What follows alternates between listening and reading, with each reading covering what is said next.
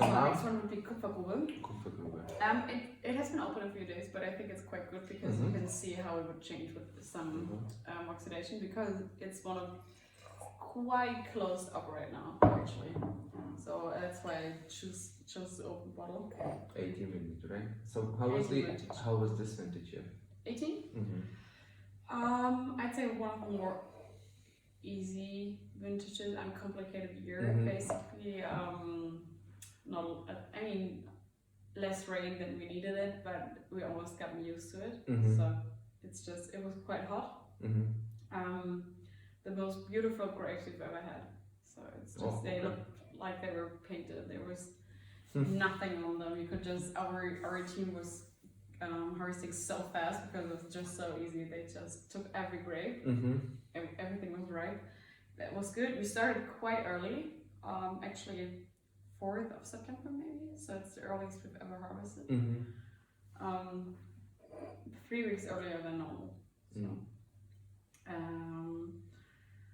it's more on the not the wine, but the vintage is more on the heavier side, more fruit, more body. And for me, I like the slimmer years, 19, 17, 16. But my father, he prefers 15, 18, 3, right? The warm ones. But I mean, that's also fun to see. Yeah, it's not, the nose is not too intense, I would say. No, but it never is with this one, in my opinion. And I think now with a little bit more air, it shows a little bit more of this like darker soil. There's way less fruit than any other of our wines. I'm actually struggling to find some fruit. Yeah, because and of the nose. Quite. How do you say it? Yeah, there's just nothing but stone and soil. Yeah, true. Yeah. No, so I don't really get the flesh of the grape. I get the skin and where it came from. You don't these them, or? No. Whites no. Yeah. Yeah, it's whole clustered.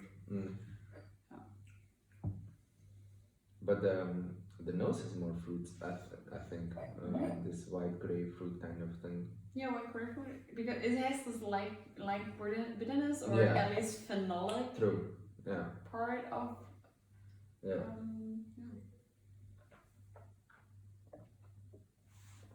And maybe light gingery character, I would say.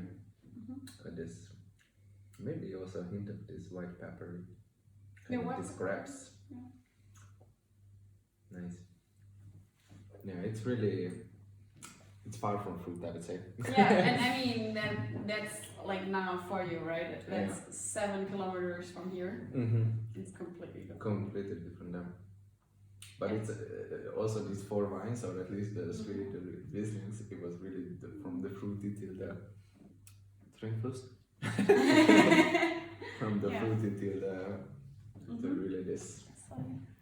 It's like, wow. I got some more. Wow. I have a word in mind. I don't know in English. You know, carg. Carg, yeah. So there's nothing there. It's just like carg, yeah. I don't know what's it in English. Scars. I don't know. It's you. Sparse. Okay. Yeah, I don't know. But it's for me it's, and also I think it's a weird thing to say, but I think it tastes, or you can taste that the soil is darker. It tastes dark, right? Because the other ones are so fruity and they're so you taste it. They have those warm influence of the sun, those warm fruits as well. Yeah, true. And for this one, it always tastes like. Yeah. But also, as you described the vintage, I actually expected a bit more ripe fruit around us, but that's really this, but you cannot really taste rocks. I mean, it's just a sensation, but it's really overtones and really this layer on it. But it really needs some food, I think. Yeah, for sure. But for me, it's one of my favorite vineyards actually, because it's so different and it's so special, and it's one of those. As I said, since it's quite slim and straightforward shooting, but still elegant, and I just. And it's really a gastro wine. Yeah, for sure. It's one of those that is hard to sell to private customers because they don't know how to handle it. And, with some salty fish, that would be really nice. With some seafood. Wow. Yeah. But I mean, it's also super young. It started to close up like 2 or 3 months ago. Beforehand, it was quite more open. There was also a little bit more fruit, and now it just needs some time. And can I have another sip? Yeah, for sure. Thank you. Do you have maybe like a favorite wine region outside Germany which you drink? That's quite hard. Because if you really like this wine, or this is one of your favorite, I also maybe would go back to the volcanic soil, the volcanic terroirs, because sometimes I would get this. I once had a wine from what is this, Port Azores? Ah, right, yeah. And I don't remember the grape variety anymore, but they had this really like this smoky, but that's really a smoky character. Nice. And this, I think that's kind of similar, or like a Greek wine from like an Assyrtiko, but it's really, this kind of, I wouldn't say it in a blind tasting that it's a Riesling, to be honest. Not really? Because it has a higher acidity, but it doesn't have the Riesling notes in my mind. Yeah, it's not that like it doesn't have that many aromas, springing up. But it really reflects this place. It's I mean, if you see the vineyard, it's like, I mean, I have some pictures. I can show you. And also I can show you the soil.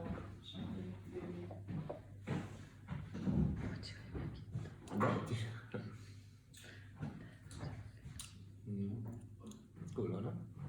So the ones we had before, this is the red volcanic soil we have, right? So this is the stones. This is also from what this the cliff is made of. So this is all it's red because of the oxidation of iron. Iron oxidation. And the one from Kupfergrube is this one. Oh, okay. So, and you have a little bit more air and also different other stones. So this is quartz, I think.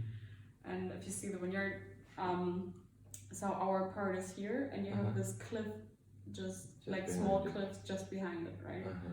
And this is all Kupfergrube, and this is a lot of, it is of Gut Hermannsberg. Then you have Schäferfröhlich here, and this is ours as well, but this is way less steep. This is what we use for cabinet, for example. And so you see, it's just also, again, just rocks. Sparse, would you say sparse? Sparse, I think, yeah. I mean, if you look at this and you drink the wine, it just fits, right? And what is this in green? This is copper. So the name Kupfergrube is basically copper pit. And it's green? Copper goes green, I mean, if you have those old copper statues in cities, when it's oxidized. Okay. It's in German. There's a word for it. It's Grünspan. Okay. So it's just copper turning green, and this is copper, and that's why Kupfergrube is called copper pit. Yeah, nice. That's where it's got its name from.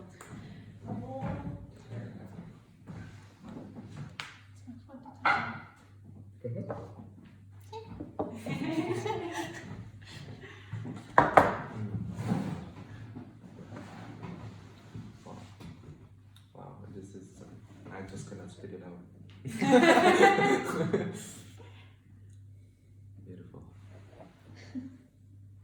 I really like this wine. Like it with the salty character. Yeah, sure. Just have something extra to them, I think. Yeah, if you imagine this, like the Rothenfels being way more, and then you've got kind of the grip of what Steinweg and Mühlberg would be. And I think this is so completely different, and that's why it's so fun. And it's just, I don't know, black and white. It's just really complete opposite. even though you know, I mean, you taste it and you both, with both, you taste it's volcanic soil. And what is maybe your aim or your future goals with your vineyards? Do you want to experiment as well as your father or your grandfather with something? Or? I think just I don't know. It'll turn out as I go. I don't know. I'd say I still want to have my focus on Riesling for sure. And I want to produce more Chardonnay because we have just one vineyard, and I think it's an underrated grape, and it works well right now. But I think it's just a grape that would always work well. Example for example, like the Auxerrois in blends, it would always work well. And I like it a lot as well for just like in my career to drink, right? And I think if you also go on those sparse soils with Chardonnay, it's gonna be interesting, maybe. I don't know. And it's also because of the sparkling, because you also produce sparkling, right? We do produce sparkling, but it's not one of my my priorities. I'd say it's a fun thing to produce, but it's for me, Riesling is supposed to be in the focus.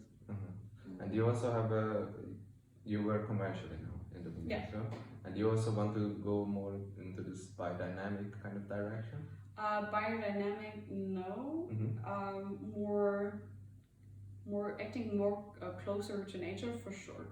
But for now, we haven't found the way to just be organic with in our vineyards. But I think we should just as much as needed, but as little as possible, right? So. And you also want to like maybe do something in the cellar which kind of experimental maybe in the future, or in terms of winemaking which you would like to try out? I won't be the person to produce orange wine or natural wines for sure, because I think it's kind of fun to drink it once in a while, but it's nothing that speaks for me as a winemaker from tradition, right? And having all those vineyards, and I think for me it's not that kind of wine that is produced that shows where it comes from. I mean, if you tasted this wine and you see the vineyard, you can just put the wine and the picture together. And I feel like that's the most important thing, to just be true to what you have and what you own and what you can produce out of a vineyard. And for me, it's more those small changes I want to make, and experimented small experiments, but not with a big bang and saying, I don't know, it's all on Foros now or granite, or it's just to like step by step and find my style of not typical and Riesling, and also for wines that are completely showing from what vineyard they're coming from. Would you also maybe plan to open some vinoteca or restaurant here? I don't know, if someone else would take care of it, Because it's a beautiful place what you have. It is. So we have some events where we use it. Like we always have one concert in start of September.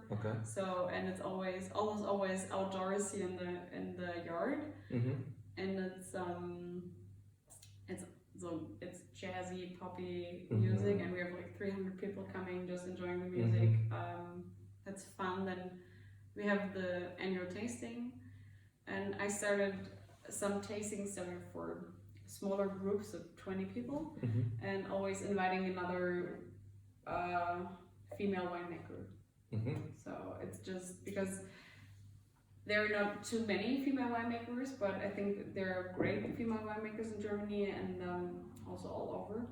And it's always fun to just try wines, and I mean it's for our customers, but every customer, it's fun to just learn or just meet new people and meet new wineries, right? So I've had Hannah Selber from Selber Oster from Mosel with me. Then it was planned with Lisa Brun from Nierstein, but I mean it was cancelled because of Corona. And I did one with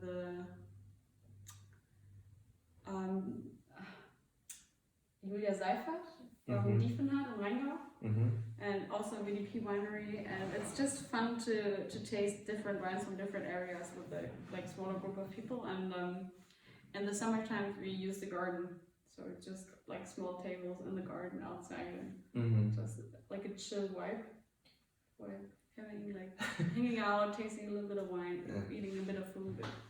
And how is it actually to be a female winemaker? Do you have disadvantages, or do you have advantages, or do you have? It depends on where you're going. I think being a female winemaker, I've been once asked if females produce different wines from males, and I think every winemaker produces just different wines. Sure. It isn't combined with the sex or gender. Yeah. And I think being a female winemaker is still as special, but even though there are so many more women in the industry, and for sure there are situations where people won't take you for like won't expect that you know stuff, or that you can hold your ground. Yeah.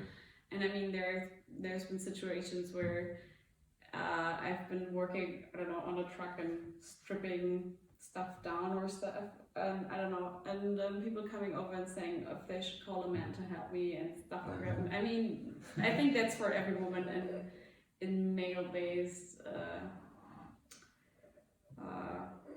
jobs, yeah. But it can be harder, but it also can be, I mean, maybe there are also advantages, I don't know. It's just, I wouldn't think of winemaking as a male job, but also, I mean, it's 80-90% males, right? Yeah, true. I've had talks with the owner of a winery, and he was asking me and a friend about, I don't know, what tractor to buy and stuff.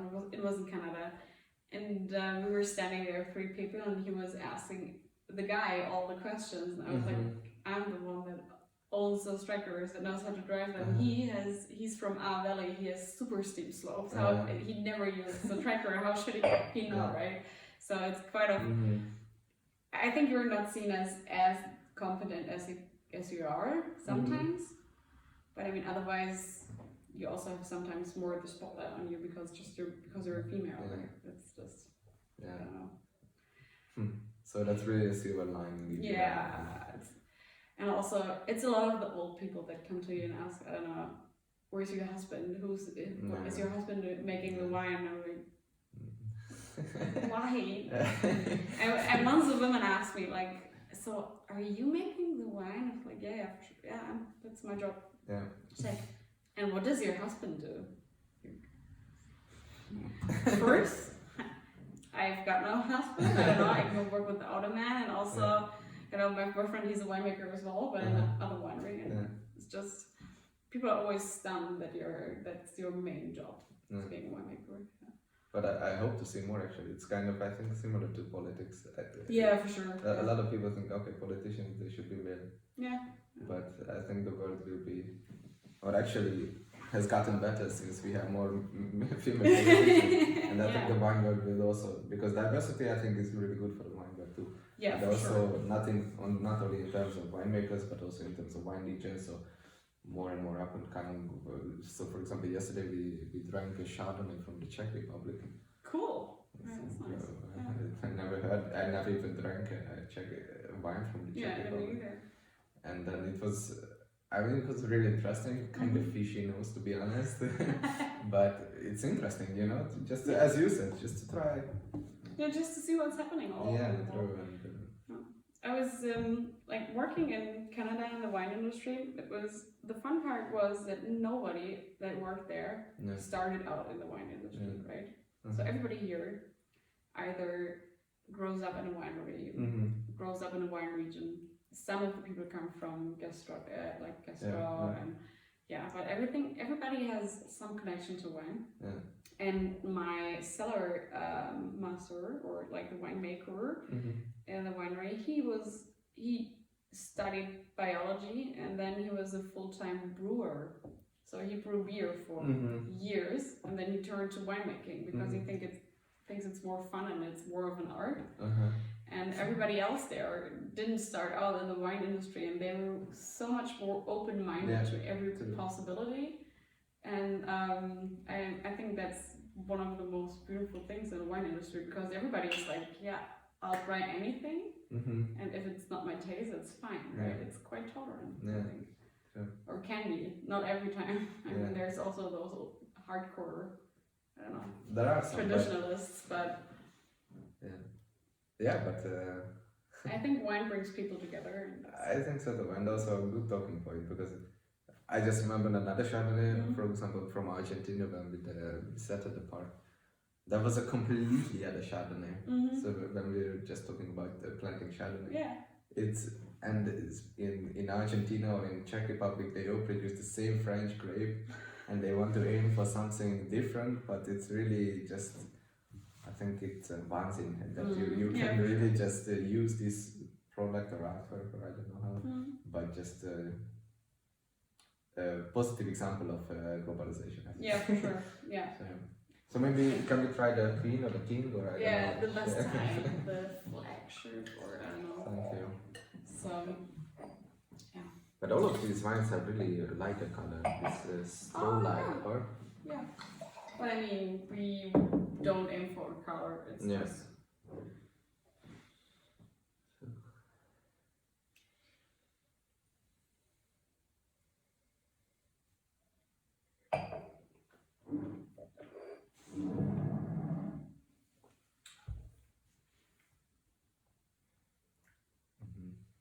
So it's quite long, right? There's so much. It still stays in your mouth, and it goes on and on and on. I think that's a fun part. So just so you can see it again. So this is the cliff, right? And right underneath is the vineyard. So this part here. So it's 0.5 hectares for us. And it's just, as you see, cliff, vineyard, street, railroad, and the nut. This is a nut. This is a nut, it's quite small. And it's still steep slope right here. So. But we also saw some fences which maybe blocks the rocks falling down. Right, So how can you explain danger? So apparently, always when I've been in the vineyard, it's fine. It was only once a car driving into the vineyard there, so but it drove in there like a few hours after we've been there. So, and then we've got them fences. But there are those fences blocking the street, so there won't be rocks falling down. And it never happened something with us, but we try not to go in the vineyard when there is a lot of temperature change, so there will be rocks splitting off and cracking. So we won't go in there when it's cold and the sun will be on it, right? So we will go there before the sun will be there at, I don't know, 9, 10. And I've just recently heard the story from my father that there's once has been a guy working there that was almost hit, but it was, I don't know, in the 50s or something. And that person never went there again. So I don't know. But all our workers have been safe so far. If you are a listener, actually you should check out the video, or I will also put some pictures on the Instagram. Sure. But it's really like, if you see it, it's. Yeah, you should also, if you drive there, you should just go inside and just walk there. You can park here or there and just walk into the vineyard. It's quite cool. Also, I don't know if it stops raining. There's this cool walk up on the hill. You can walk along the cliff. And that is a viewpoint, no? You could do that too. If you drive up and you walk fast, it's 30-45 minutes. Walk. It's one bottle of wine on the road. For sure. Nice, but it's really like you are. You make a lot of sacrifice and to work in these vineyards, and also quite difficult, I would imagine, just to stay there, right? It's steep terraces. Because you have no hard ground to stand on, right? Because everything really is like, it's almost like walking on dunes with the sand, but it's all small rocks. But I mean, if you have wines like that later on, I think it's worth it.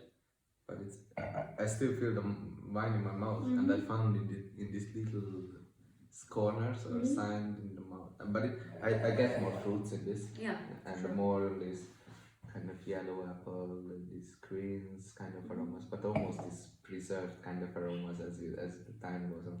Because the other one, the Kupfergrube, it really grabbed my mouth at some point, and it just wanted to squeeze out. You know, it's really sparse. It's really like no fruit. It's just want to fight kind of. But this is a luxury wine. So I always, if I have the tasting, I always call this the more monumental one because there's so much going on. It's so long. It's so dense. Also, you have like complete minerality, but also the fruit. Yeah, right? true. And that's what I said. I think if you see all those faces of this porphyry wines, you will always have the fruit. I don't know, how should I produce a wine that is sparse as Kupfergrube from this soil, right? Yeah. So I think it's kind of in the DNA of the porphyry to always have some fruit in it. And even in this, the most concentrated you will get it, you still have the fruit. So that's quite fun. And so much extraction too. Do you also have this data maybe, or you look at this data, dry extraction? Yeah, we look at the extract we look. But from this one, I don't know. I always, when we get the analysis, we just look at it and think, oh, that's a lot or that's not a lot. And you can always combine it with how the year went, right? Because extraction always works together with how well was the vine fed with water and minerals. But I mean, I always also say that everybody knows that the harder the grape or the vine has to work, the more flavorful and more concentrated the wine will be, and I think that's quite a perfect example. For it's just, I can show you a picture on my phone I have of a vine on this soil. So where is it? There you go, right? So it's basically no subsoil. Right. There's just rocks. No topsoil.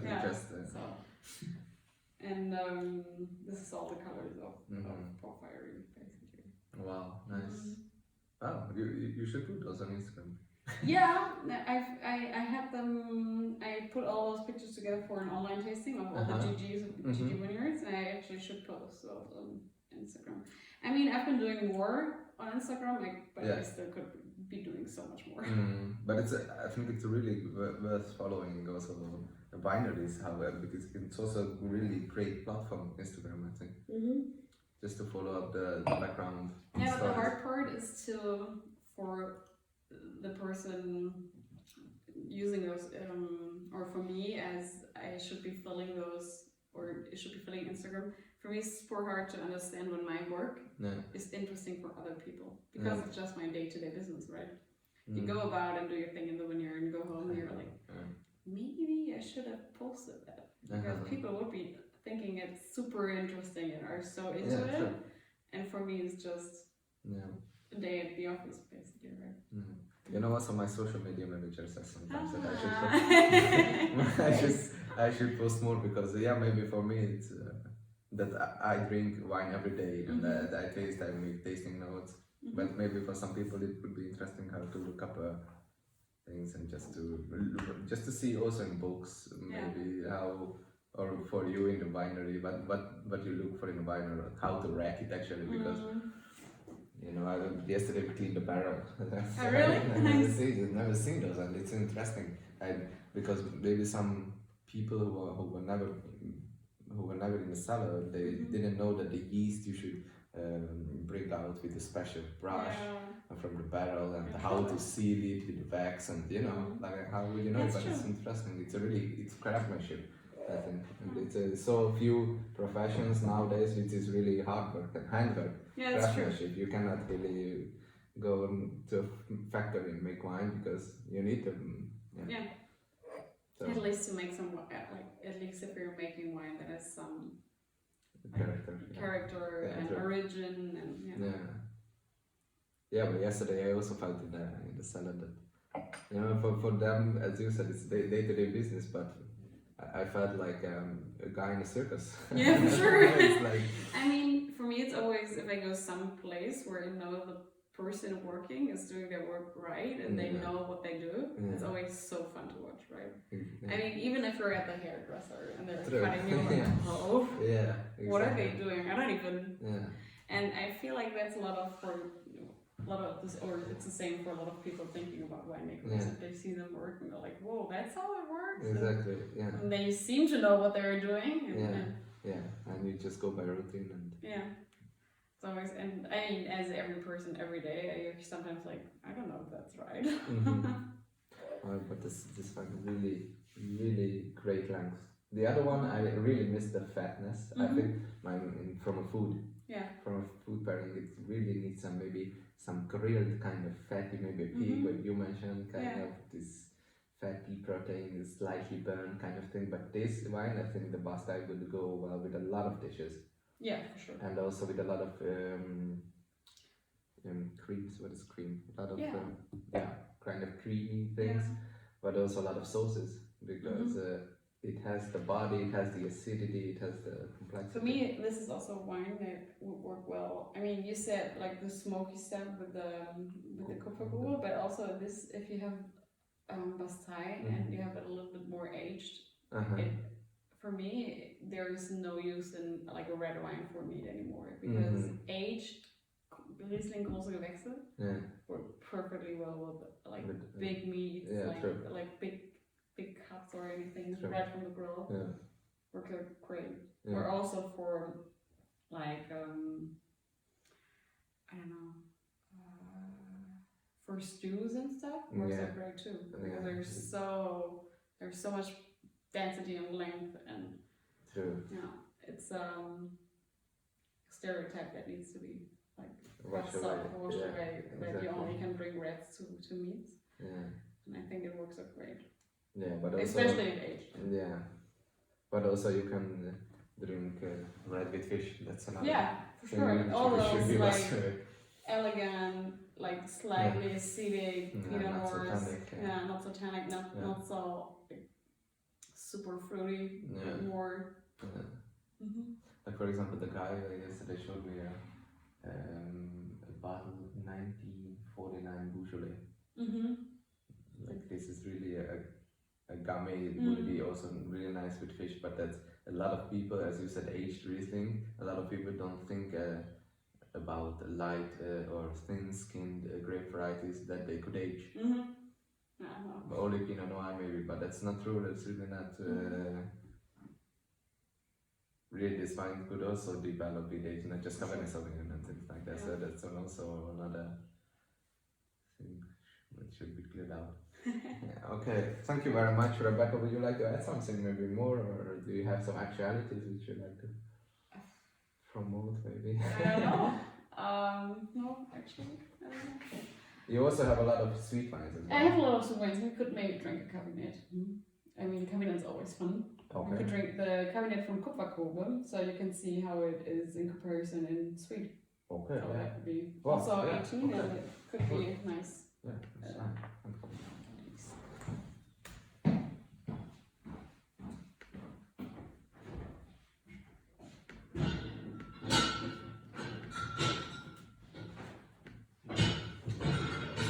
The weather is really funny today.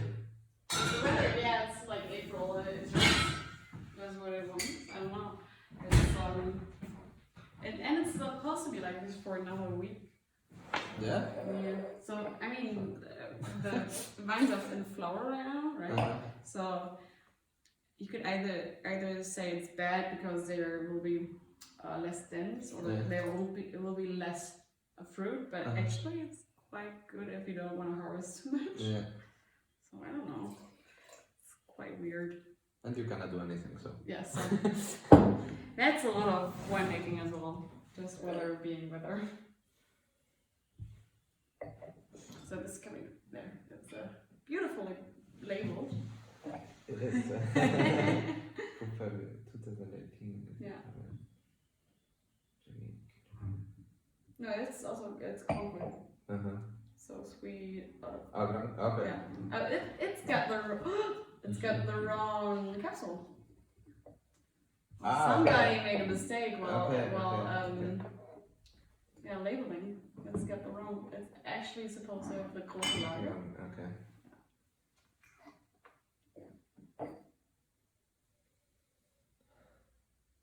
But the flintiness is there, so it's not in there. The flintiness is super typical for this vineyard. So if you would try Kupfergrube from Guthammersberg or Schäferfröhlich, you would always taste the vineyard as well, not only the winemaker.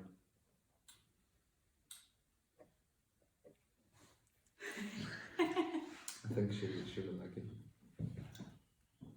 Because I think a cabinet fits, or this style fits better this kind of terroirs, which have a more kind of saltiness to it to begin with, and maybe more complex acidity.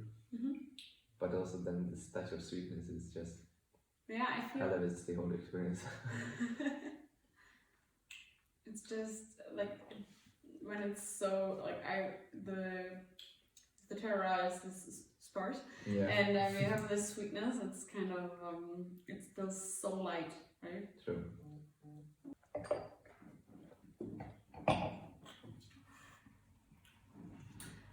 So do you know how many grams of sugar are we talking with this? I think maybe 42, like start of the 40-ish, but I try to be, so we have two cabinets as you see, right? And the fatter, more fruity one is Bodenfest, and I think this is a lighter, more elegant one. Okay. Also fitting for the soils.